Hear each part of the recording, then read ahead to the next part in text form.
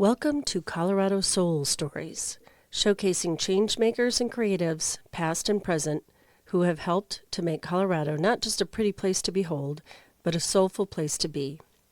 I'm your host, Mama Jill, longtime Colorado resident, former teacher, and freelance journalist. Let's get started with our next episode.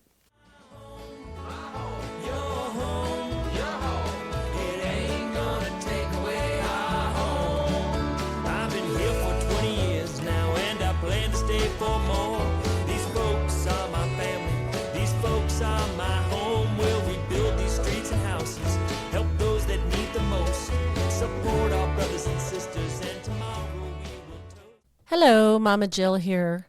You're about to hear my interview with John Deffenbaugh, who is the CEO of Historic Denver.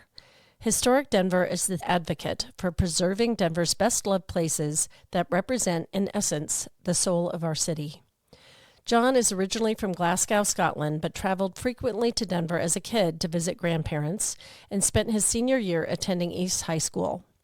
He is a trained architect and city planner who has worked with airport redevelopment, affordable housing, and as a strategist for projects in the Rhino Art District. But I believe most of John's qualifications come from an enthusiastic passion for our city. As you listen, you will hear him share his experiences dwelling and working in our city's landscape with a genuine love and care that also comes with the knowledge of how thoughtfully developed surroundings can positively affect our feelings of comfort, safety, and joy. This is Colorado Soul Stories, and we're back at Stewart Street Studios in Denver, and I have the honor of having John Deffenbaugh, CEO of Historic Denver, here with me. Good morning, John. Hi, Jill. How are you? I'm good, thanks. Honor's all mine. Oh, I'm so glad you're here. People that know me well know that historic preservation is my passion about Denver and Colorado-wide. On the hot plate lately, I had heard Historic Denver was working on the Burnham Yards. Do you want to give the location for people that don't understand where that is? Sure. Burnham Yard is kind of sandwiched between the Lama Lincoln Park neighborhood, railway tracks, and I-25. You'll probably be most familiar with it if you go over the 8th Avenue overpass and you see this large brick structure just poking above the overpass, which is really the only visible part of it, unless you go snooping and exploring. Right. And it was a really wonderful site, and there's a lot of people talking about it now again. Because the mayor announced that might be, I guess, is the site of the new Bronco Stadium. I don't know if we have to vote on that or how that's going to proceed. There was certainly a lot of activity on social media a few weeks ago. The Broncos announced it as their preferred site for a new stadium with a roof. So very exciting times ahead for this location. Okay, so do you see that complementing what perhaps might have been a previous vision of that area? I think to talk about Burnham Yards is a really, for me, it's a really tricky thing to do because I have very mixed emotions about it. Yeah. Looking to the future, this space deserves to be used, and deserves to be activated, and the neighborhoods and communities around about it deserve to benefit from that. But it is also a location with a really special and unique past, and recent events, for me, have indicated that that past is not being acknowledged sufficiently or celebrated sufficiently. Yeah. And I'm hopeful that now there is a defined use for the site, that we can now talk more meaningfully about how that past will be celebrated and acknowledged. But it's kind of been floating around in a really grey, murky area for the past few years. I drive over that bridge all the time, and I know that building, and I just drove over it yesterday, so I looked a little harder safely driving over it. What I heard is that it's very connected to the history of our railroads. Yeah, absolutely. Denver was founded on the railroad. I think a lot of people know that, but we don't really celebrate it. If it wasn't for the railroad, Denver would not be the Denver it is now. When the railway went through Cheyenne and essentially bypassed Denver, that could have had huge implications for the city. Denver would look very different. Cheyenne may look very different. But Denver did not let that get in its way, and the city built a spur to Cheyenne, and that's really responsible for the city becoming what it is now. Yeah. And then Burnham Yard was a railway yard before Colorado was a state. And there were buildings there until very recently, which told a very fascinating social history of that site. Okay. And it goes back to World War II, the labor shortage, because when the men were away fighting. So acknowledging that is a historical fact. Oh, yeah. And there was not sufficient equality for women or for people of color at that point. Burnham Yard was a special place. Ah. So, while during World War II, labor shortages with many men fighting in the war, due to that labor shortage, women, people of color were able to work along white colleagues, generally white male colleagues, in an industrial setting at a time when that was almost unheard of in similar locations elsewhere. And so to accommodate those new employees, there were specific structures built. There was a women's changing room. There was a changing room for people of color. There were buildings which responded to that particular point in time and until recently existed and could remind us of that fantastic history. What happened to those buildings? Historic Denver had been working with the Colorado Department of Transportation for a number of years. And we all know that there's a number of parties interested in Burnham Yard with slightly opposing objectives. And that's just the way of the world. It's totally okay. And in some way, this isn't a surprise. But we were hopeful that more could be saved. Okay. I was really hopeful that by working with CDOT, we would be able to get the point across that these buildings were special. And they were special for the story they told about women's workplace rights, about civil rights, long before the civil rights movement really came into play. And we would be able to present this story as something that would be of value to the present and certainly to the future and whatever came to be on that site. And I thought we were making headway. And it's just so sad that out of the blue, I got a call one Saturday morning from a local community member saying, "Hey, I know you guys are interested in Burnham Yard. Are you aware that there's bulldozers knocking down buildings right now?" Wow. And so a few of us went out to the site, and there was indeed piles of rubble and dust rising into the air. And I don't think it's that any of us thought that we would be able to save all of those buildings. Mm-hmm.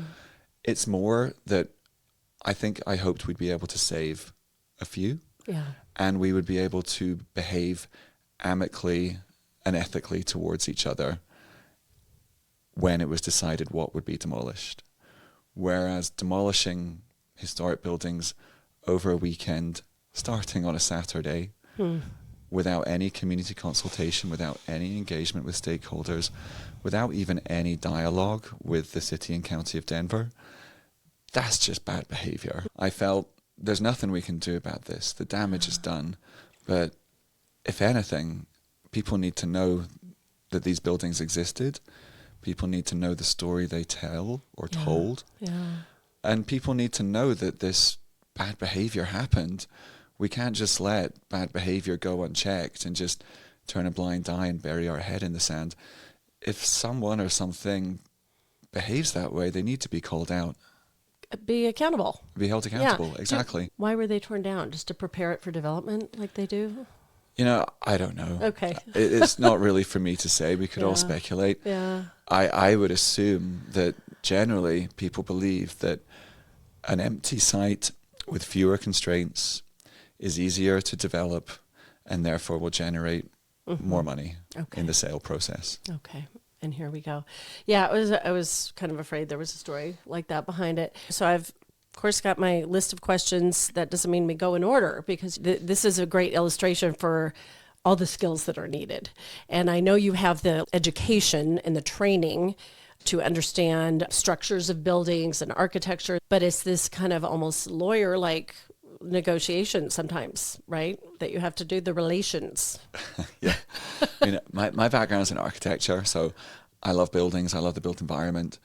I can understand how buildings stand up and are built and designed and constructed, but nothing prepares you for the politics or the conversations that we now need to have in building preservation other than life experience and the school of hard knocks. Okay. And just gaining experience over time of the issues at play, the parties at work, and how to engage with that context. And I'm sure it's easier sometimes than others, I suppose, just depending on what's going on. I don't think it's ever easy, but I think it's more enjoyable, more direct, and quicker when there is honesty at play, and when there's a positive rapport, and when we can all agree that we're working with good intent. Yeah. And sometimes that is not the case, or it's hard to decipher. When I was thinking about all that, I thought it was a bit of a reflection of our divisive culture right now. I'll talk to my mother occasionally about these preservation issues that I have, and ask her advice because she was politically involved on the local level in the 70s. But she's just said a few times after we struggle about what I could do is that it's a lot harder now. Was her impression than it was when absolutely. Okay, you agree.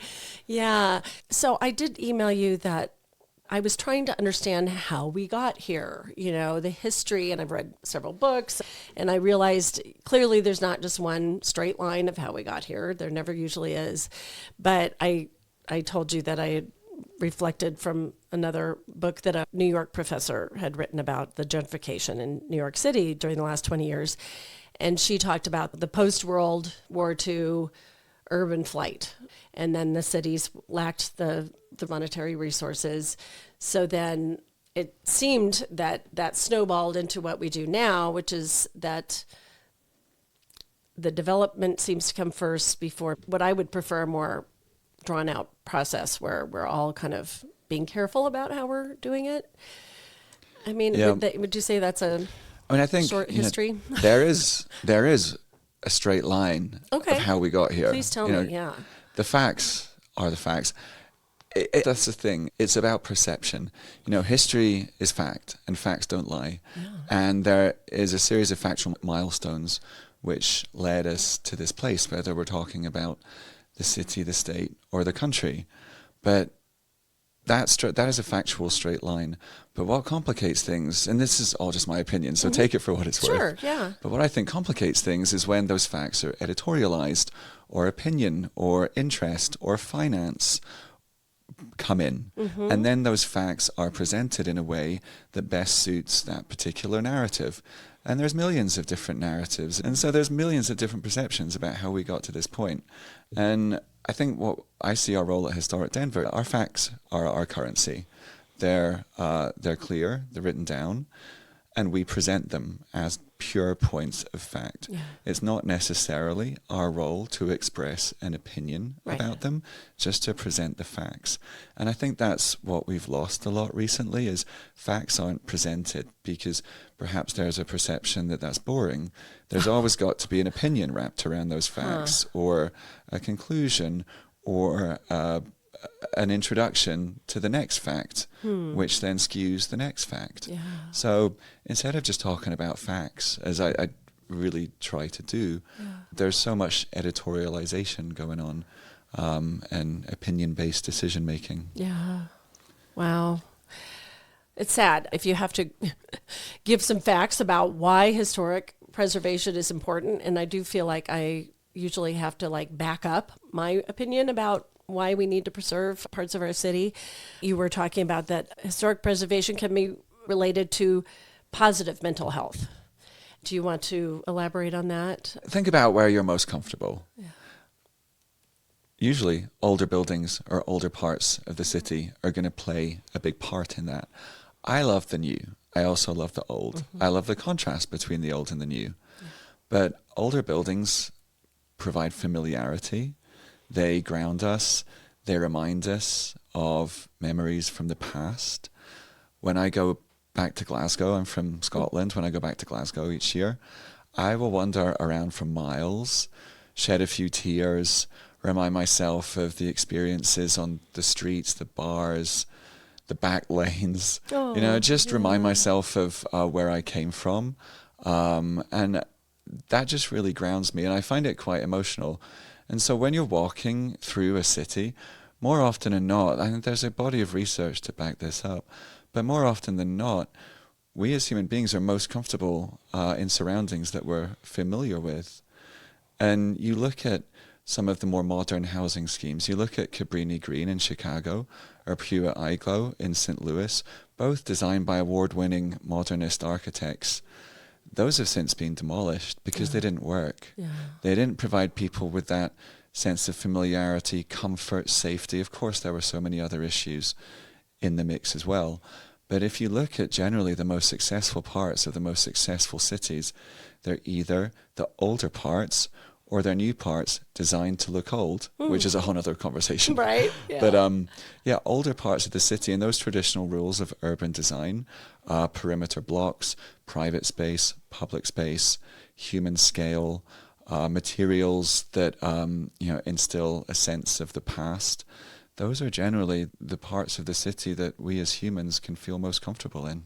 And I'm sure a lot of us don't think about that when we're walking around. I'm going to start kind of pointing it out to friends here and there about why do we like this area, And please let me know how you feel, because we're speaking in generalizations, right? But and if you disagree, let me know. But I don't disagree. Yeah. I actually realized I'd written an article related to that about North High School and how opulent that architecture was and how I felt you would have been so lucky to go to school there. You would have felt inspired by the surroundings. And that is something that I think is really important. And to that point, you look at societies past, and they use the built environment and architecture as a way of celebrating learning and enriching people. Yeah. There was a period in Scottish history called the Great Enlightenment. And there were so many wonderful inventions coming out of Scotland. And that was also at a point when, architects were building some of the most fantastic structures and fantastic buildings. So there were societies in the past that did equate quality architecture, wonderful spaces, with the benefits of learning and enrichment to us as humans. Yeah. And sometimes I worry that we've lost that. And you see these buildings go up which just look like filing cabinets for human beings. And it's kind of sad. Yeah. And you can see that in the floor to ceiling height, the size of the windows. You look at older buildings, many buildings from the Georgian, Edwardian, Victorian eras, the windows are bigger. Yeah. There's more light coming in. The windows are taller. There's higher floor to ceilings. Right. Now we just live in these shoeboxes with small poke-through windows, and it's kind of sad. Well, and that goes back to the mental health piece, how you feel when you're in those places. Daylight. For example, right? Daylight. Something we're not seeing today, but we get a lot of here in Colorado. Daylight. There's a really established concept that, exposure to daylight is good for our minds, is good for our mental health. That's why windows in those older buildings were much larger, floor to ceilings in those older buildings were much larger. Bring daylight into classrooms, expose kids to more light, and that helps them learn. So there was a whole joined up cycle linking architecture, the built environment, to learning, to mental health, to high quality outcomes, that it feels like we've lost a bit recently. Where are we now? How would you describe where we are now? Is it more just quick? It seems to me just like how quickly you can do it. I would say if you look at the scale and the size of buildings going up, I think you're right.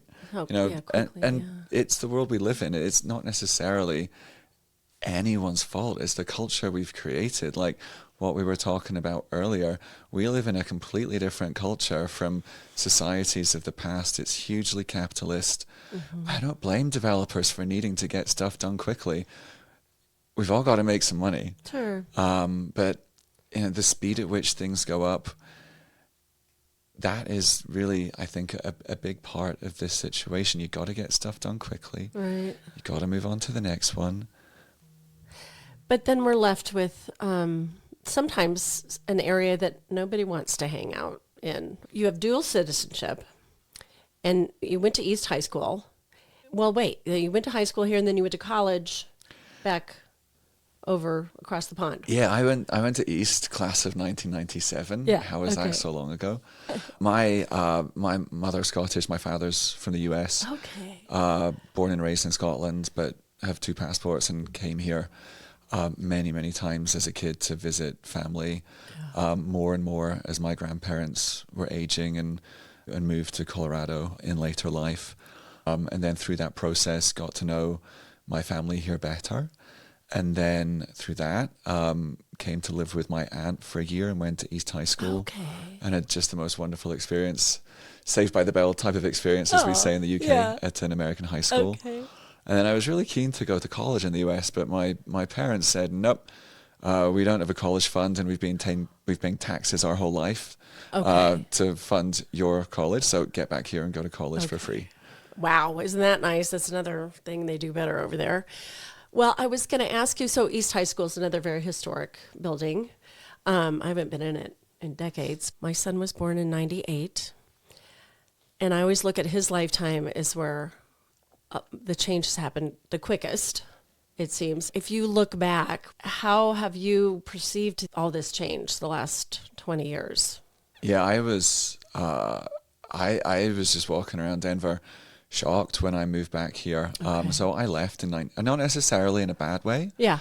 I left in 97 when I graduated from East, and then I moved back here in 17. Almost 8 years ago to the day. Wow. So there was bang on 20 years when I was not in Denver.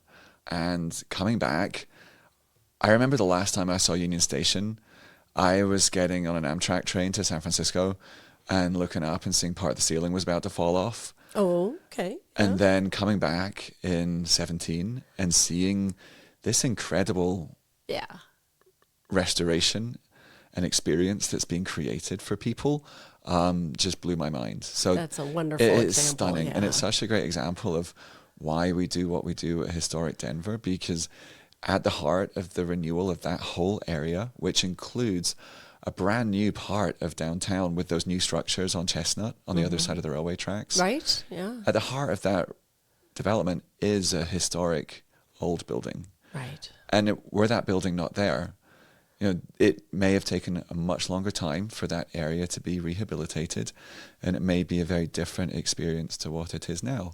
Yeah. But that old building, Union Station, anchors that whole location. Yeah.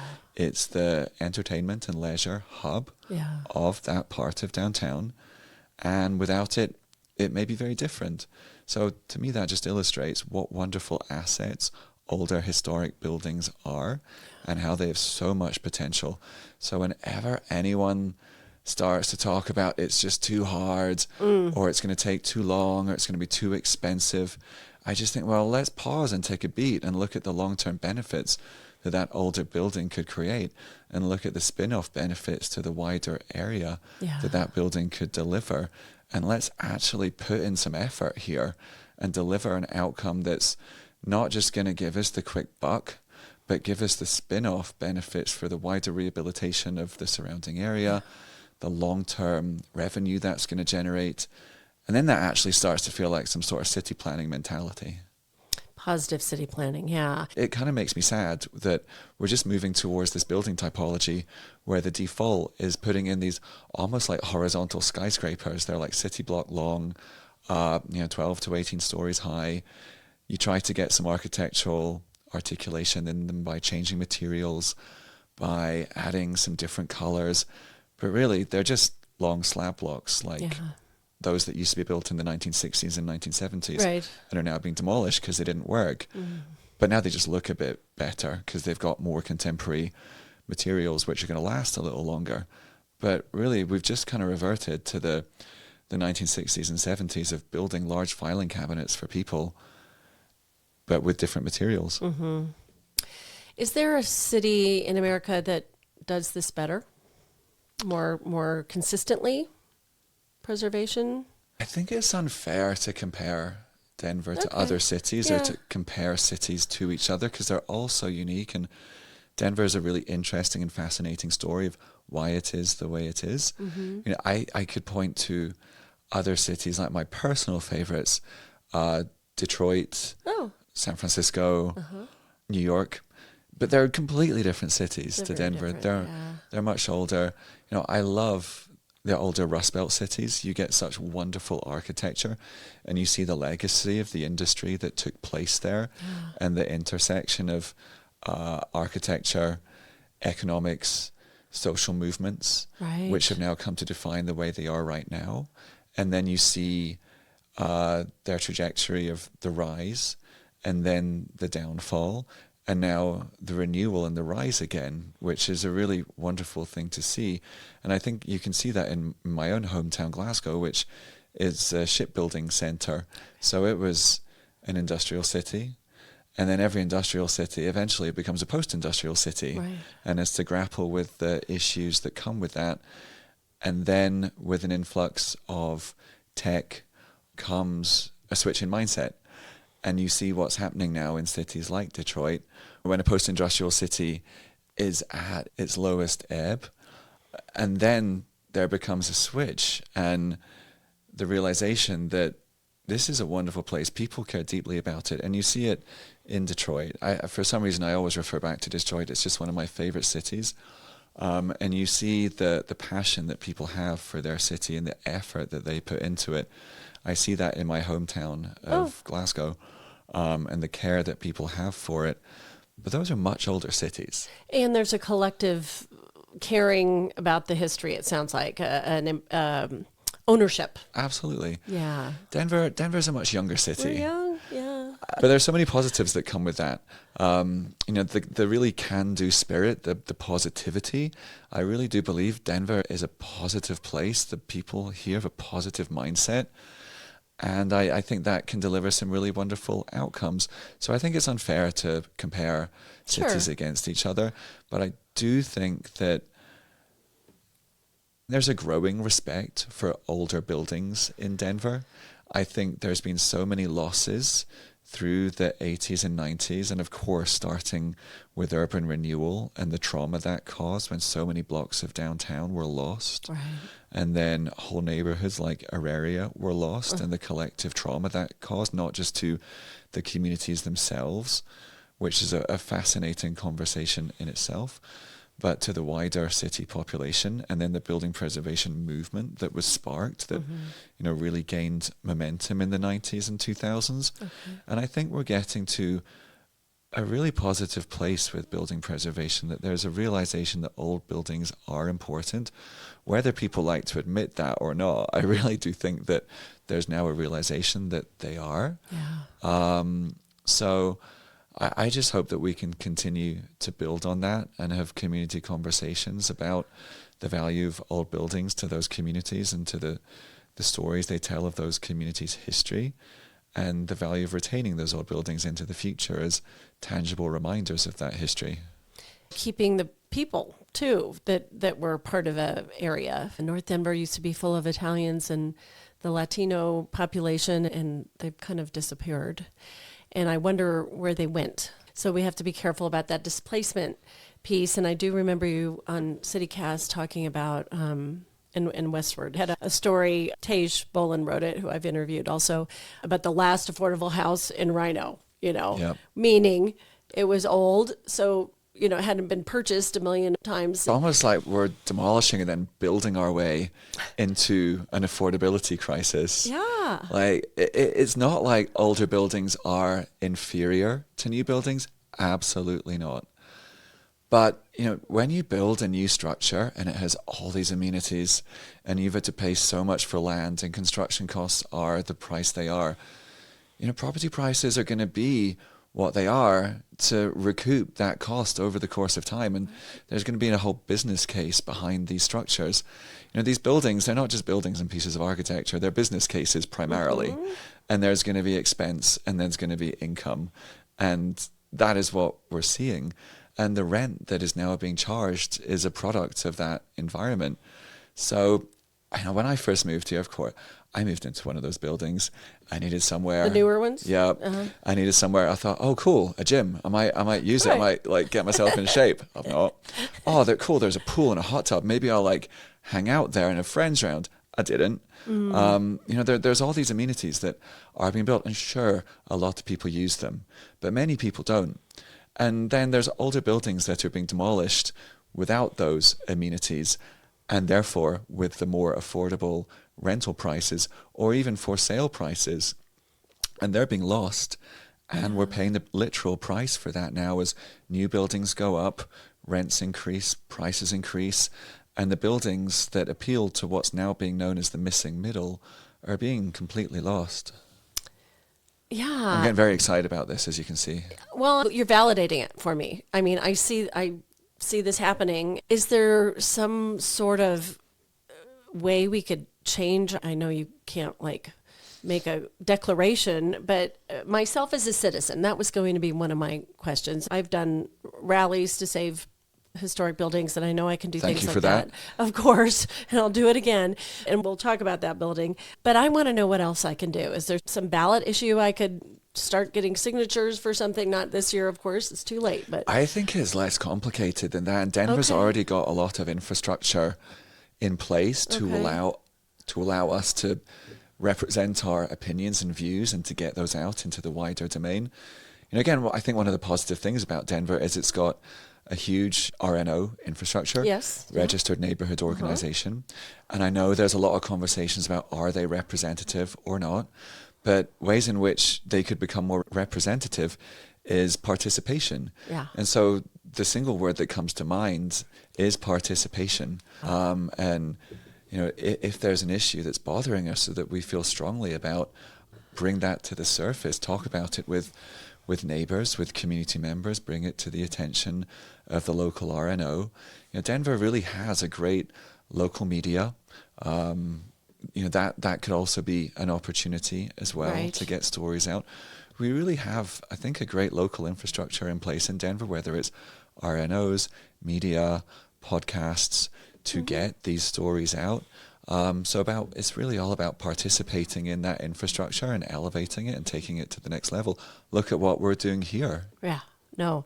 When my writing opportunities dried up, I was like, how else can I tell stories? And I never would have imagined doing this, but I found a way to do it, and here we are. Yes, so sharing, getting the word out. Yep.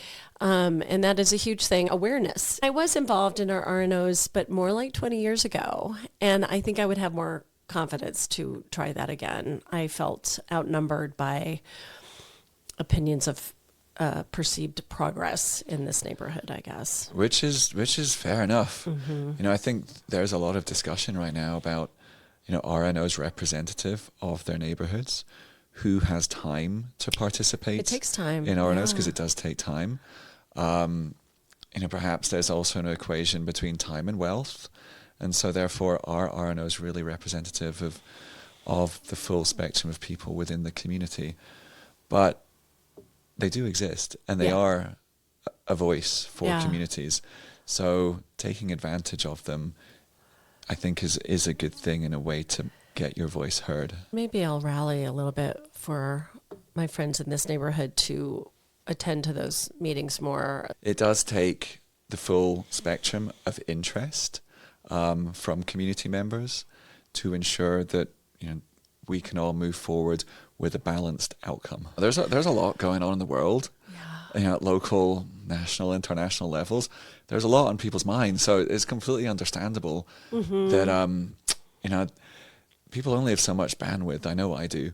And have got to decide what to get involved with. And we talked about mental health earlier. Yes. And this is this is part of it as well.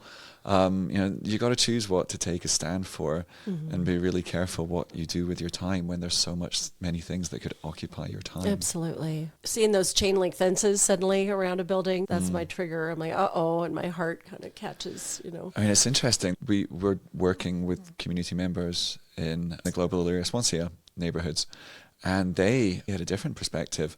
One was telling me when they see a chain link fence come down, because in those neighborhoods, chain link fences are the more traditional fences around like regular individual properties. Yes. When they see a chain link fence come down and one of those varnished dark brown and black timber fences go up, that's really then like the fence of gentrification. Okay. I know maybe you've seen the memes about the font of gentrification for the numbers on houses. There's like this, I don't know, contemporary maybe Futura or something like that. I know. Yeah, that's the font of flipping or the font of gentrification. I absolutely But know. we've also got a fence of gentrification as well. I didn't hear about that one. But they don't mind it?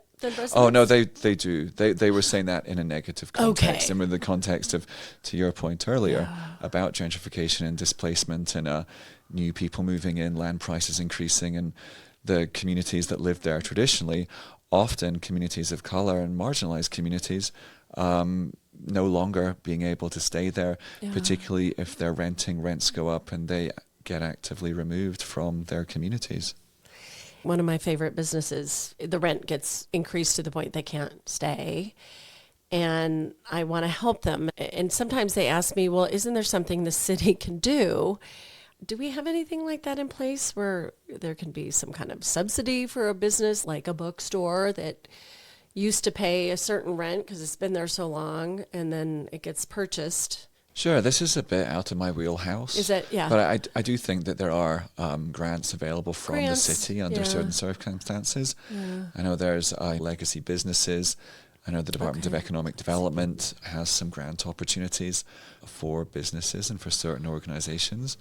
So I would encourage anyone who's looking for that to engage with the city. There is a lot of people in the city of County of Denver trying to do some really good things. Good. And they often get shat on, and it's really unfair.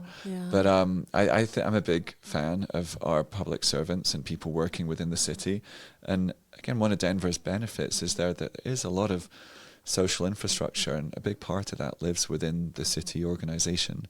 So checking out the website, making inquiries, getting in touch with organizations like Historic Denver, local RNOs, who may have contacts or access to those resources and could help. Okay. Well, that gives me hope, and I'm gonna look into that for sure. Sorry, I swore. Am I allowed to?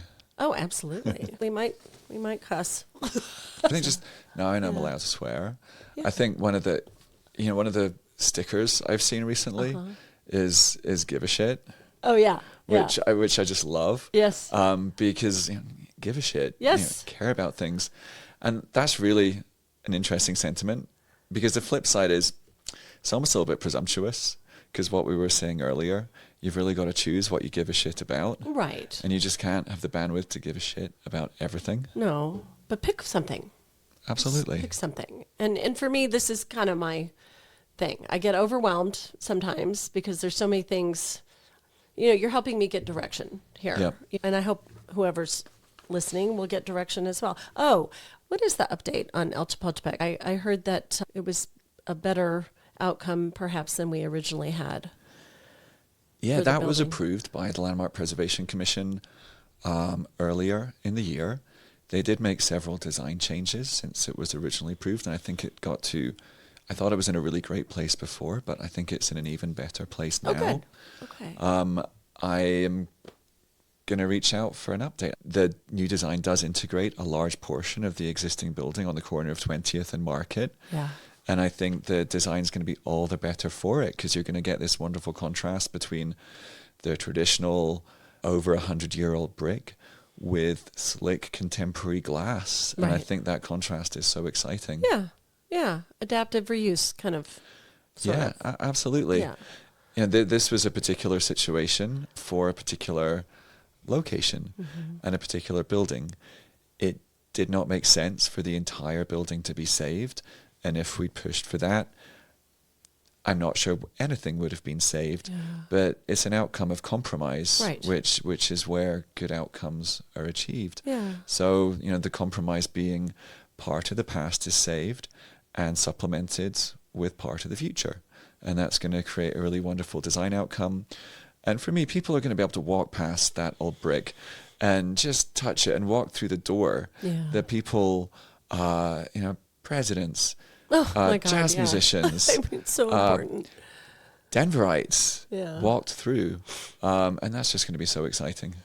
So if you don't know what El Chapultepec was, it was a long-standing jazz club near what is now the ballpark area. Yeah, El Chapultepec was interesting for a number of reasons. I think, first of all, that in this small, essentially dive bar in downtown Denver, there was world-class jazz performed.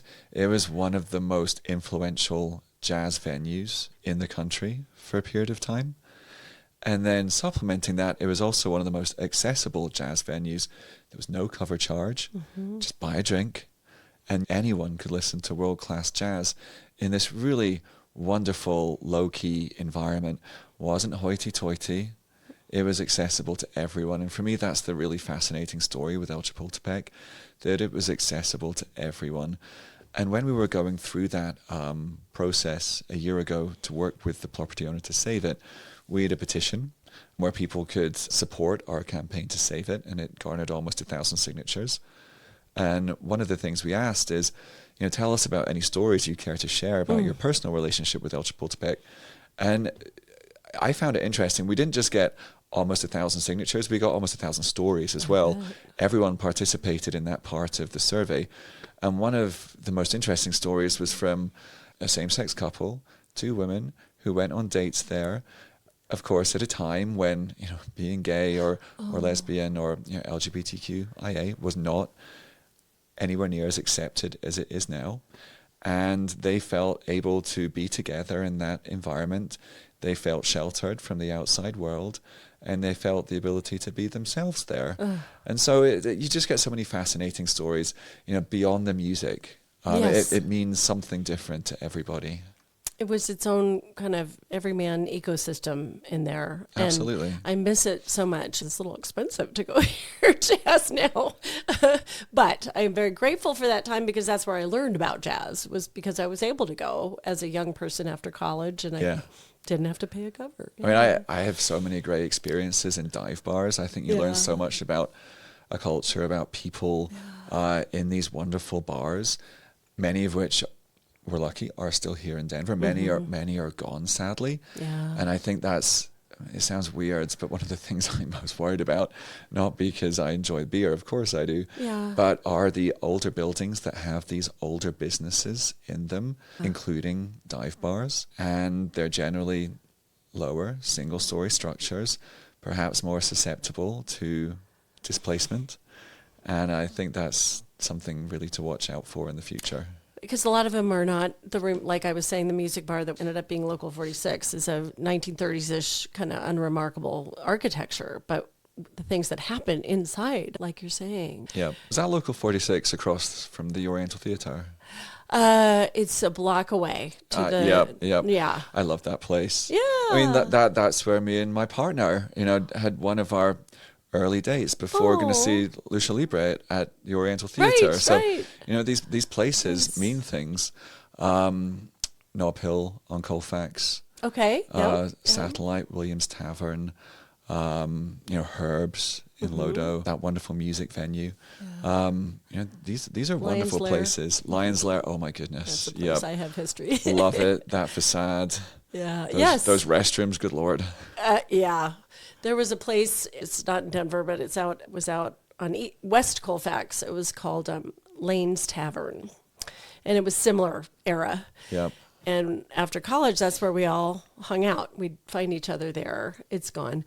But I'd be speaking of the bathrooms. El Chapultepec didn't have the greatest ones either. The men would just go outside. You can't get away with that anymore. But us women, weren't so brave. I almost think dive bars are the kind of the new smoking area. Yeah. Fewer people smoke. That's, the kind of the episode of Friends, where the deals are done, or just the acknowledgement of deals are done in these informal locations under informal circumstances, and people smoking together was where the conversations were had stereotypically, and now fewer people smoke, but dive bars are where we go to socialize and chat, and you won't get shunned as much if you light up at a dive bar. The rest of the world over a beer. Right? I agree. Yeah, we need to keep those places too. So that's on my list as well. All of Colfax, really. Colfax. Love Colfax. Support the facts. Yeah. It needs support right now. Absolutely. What area do you live in? I live in Uptown, not too far from Colfax. Like off of 17th, 18th, one of those? Just off 20th. Okay. Yep. Yeah, nice. Older building? Not an older building, but a building which was allegedly constructed for the Olympics that didn't happen. Oh. So still a semi-interesting historic building. So which time? That would have been... the 79? Was it 79? 70s, yeah. But our governor back then did not want them to come. So we might have been... I believe it was designed for the Olympics, but then it was voted down. Yes. But the design was already done, so it was built anyway. Okay. It was going to be one of the first buildings of the Olympic Village. This is all urban legend, I must Yeah. emphasize. Okay. Some knowledgeable, important people tell me that this is true, so which Yeah. that makes me feel comfortable repeating it. Yeah. But I have to say, I'm not 100% sure this is a point of fact. It's a So fun this is story. not brought to you by Historic Denver. This Right. is just a fun urban legend. I love it. But you have to know a lot. I mean, that's another kind of skill or requirement that you have. You have to know the history of a lot of these places. I think it's a team effort. Okay. When I started this role at Historic Denver, I was blown away by the amount of knowledge in the organization, by the wonderful people working there. Well, you definitely have such a great combination of experiences, it seems like. I'm blushing. Yeah. And also having lived different places, you have that perspective, a broader perspective of cities and towns and what they can look like, I suppose. I mean, I always talk about my Denver credentials when I start a conversation or a presentation, because I've learned that to be taken seriously, you need to have a connection to the city, which is completely fair enough, because I think having that connection enriches your understanding of the place, and what we're talking about is a place and its history.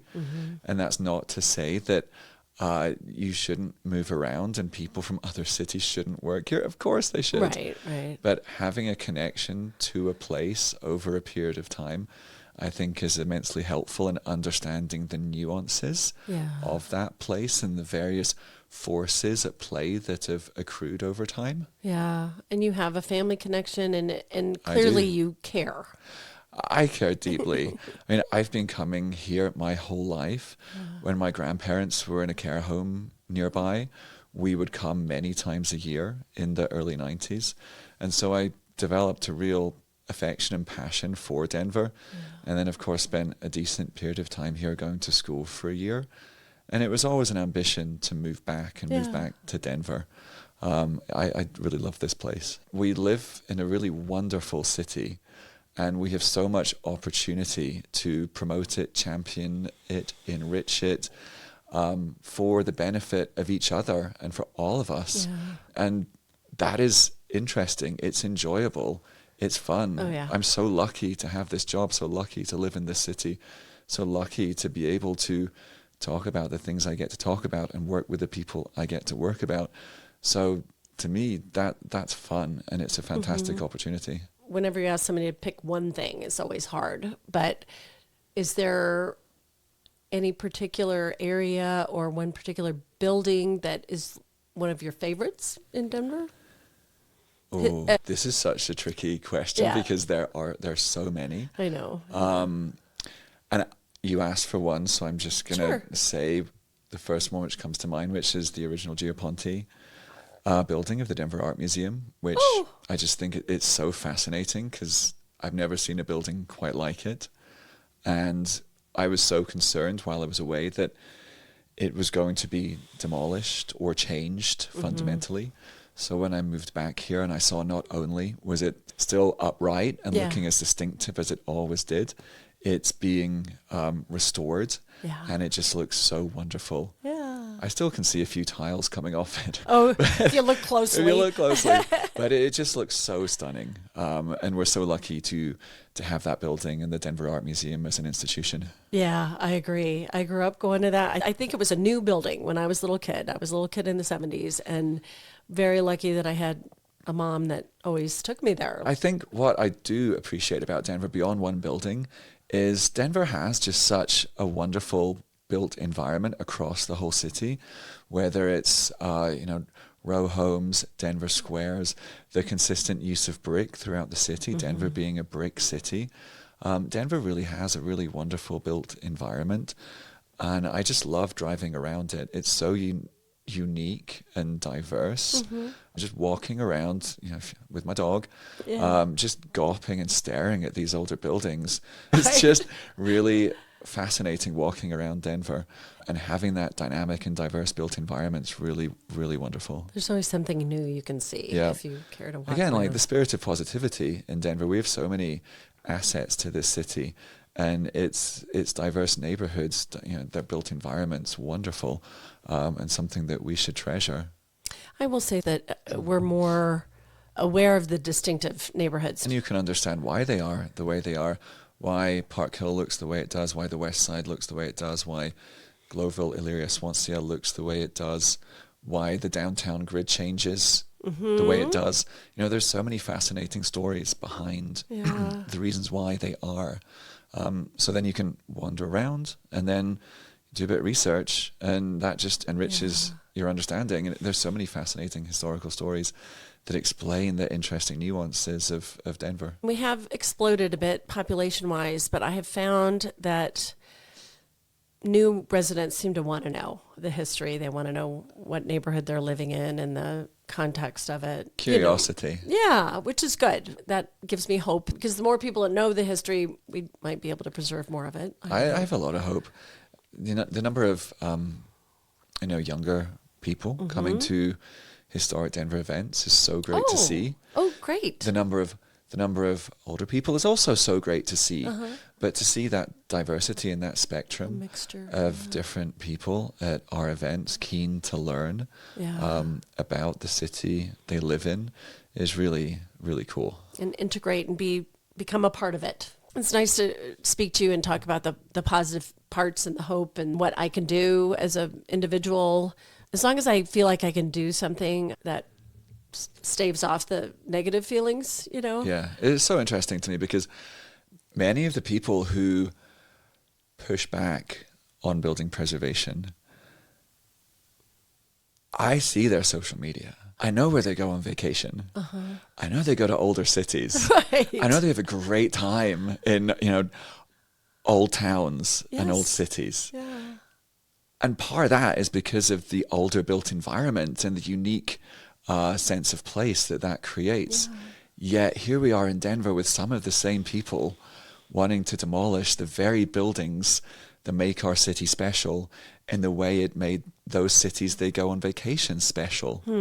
And if we continue to demolish those older buildings we have here, we're going to continue to erode the very things that make our city special. The personality, the anchor businesses. Yep. Yet then I hear the narrative that, these buildings, they're unsavable, they're derelict, they've got asbestos and black mold, neither of which are world ending, by the way, and can be completely figured out. But I hear the catastrophization of just a little crack here and there in an old building is the end of the world. Yet people go to older parts of older cities in Europe, in South America, even in the US, and they have a wonderful time there because those old built environments create such a wonderful sense of place. And the hypocrisy that we have but we can't maintain and keep older buildings in Denver because they're just unmaintainable sometimes blows my mind. Well, I've learned it's not always an expense. It's not always more expensive to take care of those things like asbestos, but it might be more time consuming. There we go again. It can be more time consuming, and that can cost money, to be fair. And also, to be fair, it can have a higher initial capital outlay. Right. But then over the course of time, the value uplift that old building, through its unique appearance, its unique historical circumstances, could generate, I really hope we can start to get that message across, because it's all about a point of difference. I'm totally in favor of new buildings and new architecture, new design. I'm an architect myself, but I walk down our city streets and every building is starting to look very similar. And they're starting to look similar to buildings in cities elsewhere. It's the New York Times article from a couple of years ago, America the Bland, which Denver was featured in. You do not get some of these wonderful businesses opening in plate glass retail frontages of new structures. And again, a generalization. Sure. But I see them in older buildings with character and with uniqueness. Yeah. Because that's where those businesses want to be. And they want to be there because that's where people want to be. Right. Again, going back to mental health and the benefits of older buildings and the historic environment to our mental health through grounding us and making us feel comfortable in the place we are. Article mentioned that the use of more natural materials from long ago, the brick, the wood, plaster even, that was more organically found. The diversity of materials and the organic origin of them is better for us too. Yeah, and again, this is a bit of a generalization, but there, is a body of research that supports this. That older materials, textured materials, materials which we can touch and remind us of the past, those can make us feel more comfortable in the place we're in, rather than a plastic or vinyl siding on a on an 8-story high rental residential building. That just makes me certainly feel really uncomfortable and concerned about what it's going to look like in a few years' time. Exactly. I use the word, I don't know if it is a word, but suburbanization. Not that all suburbs are bad, but when you get the cookie cutter thing going on where everything looks the same and you've got the strip malls and if you pay attention to those areas, you don't always see the businesses stick around. Some of these new buildings on Tennyson that were just built a couple of years ago already have another for sale sign out, or the business that went in there didn't last. So we went from having all these mom and pop places, a hardware store, a little diner, and things where people had been there for decades, to a lot of turnover too. And I do think we need to temper nostalgia for the past with an understanding of the reality of where the world is right now and the society we live in. We live in a very different society than the past. Social media, the internet, liquor licenses, liquor laws. We live in a very different world than the past. So I think, acknowledging that, working within that, but championing those older businesses and those older businesses is what we need to do. And you can see it in many locations. You see it at Union Station, where we have an older building anchoring that whole part of the city. And of course, the older buildings in Lodo anchoring that part of the city as well. Bottle Works in Indiana, former Coca-Cola bottling factory, beautiful terracotta structures anchoring one of the most vibrant parts of Indianapolis. Pike Place Market in Seattle, anchoring one of the most vibrant tourist-orientated parts of Seattle. You see it across the country. Detroit, the whole of downtown Detroit being rehabilitated and anchored around the wonderful structures that were created at the peak of Detroit's power. Old buildings can be used as anchors for contemporary economic development. And in order to do that, we need to celebrate and have these older buildings in the first place, rather than jumping to the conclusion that they're worthless and can be demolished. I agree. So, traveling abroad, bringing back some of that mentality that even not necessarily traveling abroad, but traveling to other cities and bringing back some of that mentality that older buildings are important. They're assets, not just culturally, but financially. And then just acknowledging that and not reverting to the political bullshit that we just got to sweep them away because they're not economically viable. That's a road to our own destruction.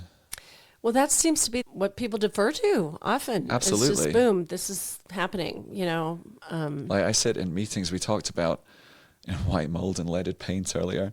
And I was sitting in a meeting listening online, and leaded paint was being talked about.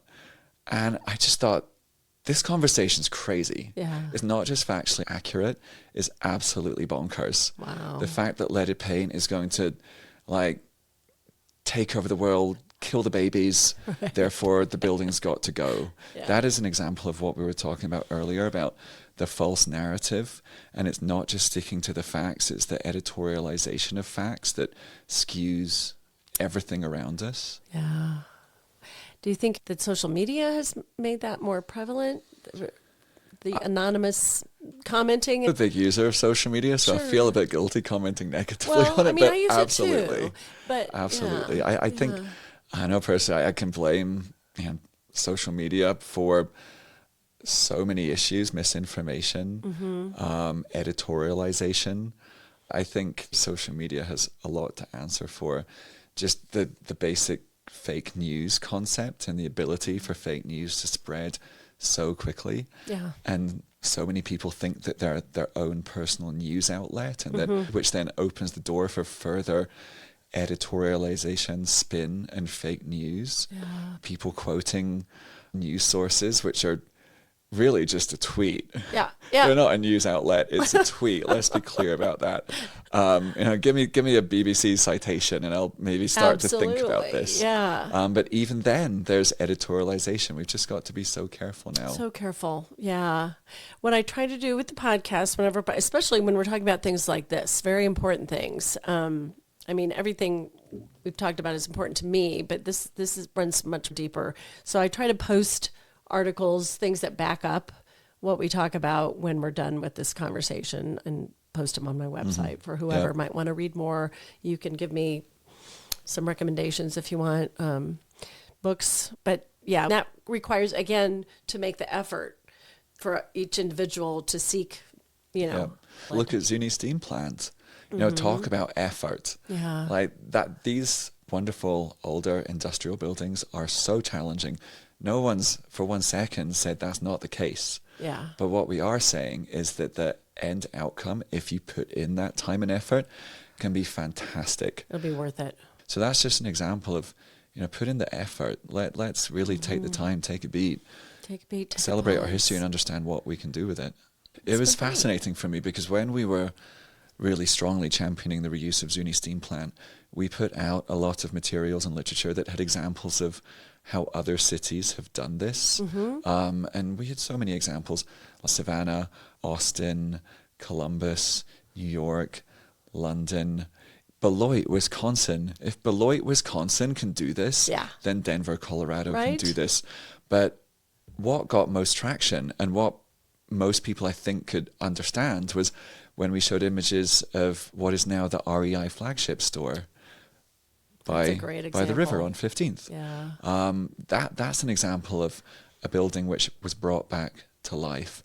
And standing inside that, if you are not looking at all the wonderful merch and you look up and you see the ceiling height, you realize how monumental that space is, combined with the wonderful brickwork and stone that just creates a space which we don't build anymore. Right. So retaining those spaces from the past and turning them into something special for the future is a really unique opportunity we have. Are you saying that got through to people when they saw one of our own buildings and were like, oh, yeah?